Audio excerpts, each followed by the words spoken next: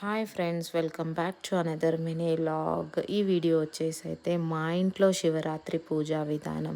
So early morning లేస్తాము. ఇంకా శివరాత్రి అనగానే 2 డేస్ నుంచి క్లీనింగ్ అవుతూనే ఉంటుంది. ఇంట్లో అన్నీ క్లీన్ చేసుకుంటూ ఉంటాము. సో ఆ రోజు మాత్రం ఎర్లీ మార్నింగ్ లేచి ఈ తలంటు స్నానం చేసుకొని అయితే దీపం అయితే వెలిగించుకుంటాను.